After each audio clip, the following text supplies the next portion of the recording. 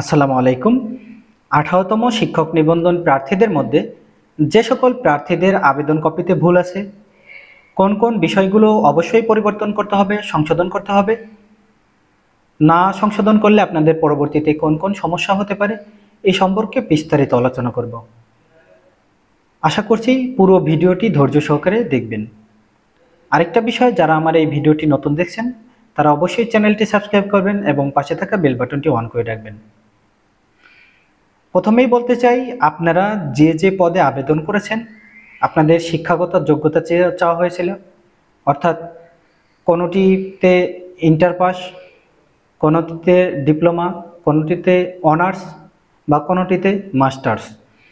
এখন আপনি যে পদের জন্য আবেদন করেছেন আপনার শিক্ষাগত যোগ্যতা যেটা চাওয়া হয়েছে, ওই শিক্ষাগত যোগ্যতায় যদি কোনো তথ্যে ভুল থাকে সেটাকে অবশ্যই সংশোধন করতে হবে। ধরুন আপনি স্কুল পর্যায়ে 2তে আবেদন করেছেন, সেখানে আপনার এইচএসসি পাশের সনদ চেয়েছে।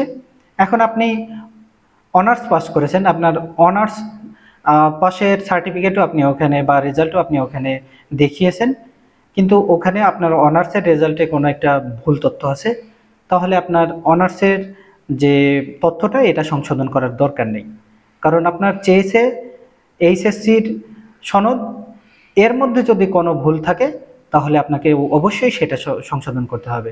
আবার দেখা যাচ্ছে যে অনেকেই স্কুল পর্যায়ে আবেদন করেছেন কিন্তু আপনারা মাস্টার্সের তথ্য দিয়ে রেখেছেন। মাস্টার্সের তথ্যে যদি কোনো ভুল থাকে তাহলে আপনাদের সংশোধন করার প্রয়োজন নেই, কিন্তু যদি অনার্স লেভেলের কোনো তথ্যে যদি আপনাদের ভুল থেকে থাকে, যেমন রেজাল্ট, সাবজেক্ট, এইগুলো যদি ভুল থাকে বা এনআইডি নাম্বার, জন্ম তারিখ, নিজের নাম, মোবাইল নাম্বার, এইগুলোতে যদি ভুল থাকে তাহলে আপনাকে অবশ্যই সংশোধন করতে হবে। এবং এগুলো সংশোধন করবেন কিভাবে? সংশোধন করার জন্য আপনাকে এনটিআরসি অফিস চেয়ারম্যান বরাবর একটা আবেদন লিখতে হবে। এই আবেদন অনেকেই হয়তো লিখতে পারবেন না, তাদের জন্য আমি সহজ করে দেবো, এবং কিভাবে সহজ করে দেবো বিষয়টা ভিডিওর শেষেই বলতেছি।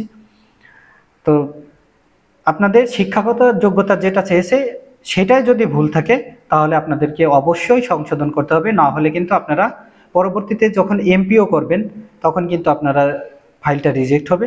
এবং যদি এমপিও অ্যাপ্রুভও হয়ে যায়, আপনারা জানেন এখন বর্তমানে ইএফটি এর মাধ্যমে বেতন সরবরাহ করতেছে সরকার, এই ইএফটিতে কিন্তু আপনার তথ্যটা আটকে যাবে এবং আপনি কিন্তু বেতন পাবেন না। এটা নিয়ে বেশ ঝামেলায় পড়তে হবে, যার কারণে আপনারা এখনই এটা সমাধান করবেন, কারণ আপনার এই রেজাল্ট বা আপনার এই তথ্য কিন্তু সার্টিফিকেটে উল্লেখ থাকবে।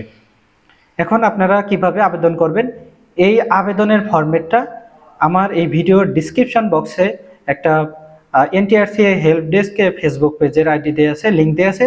ওখানে গেলে আপনারা আগামী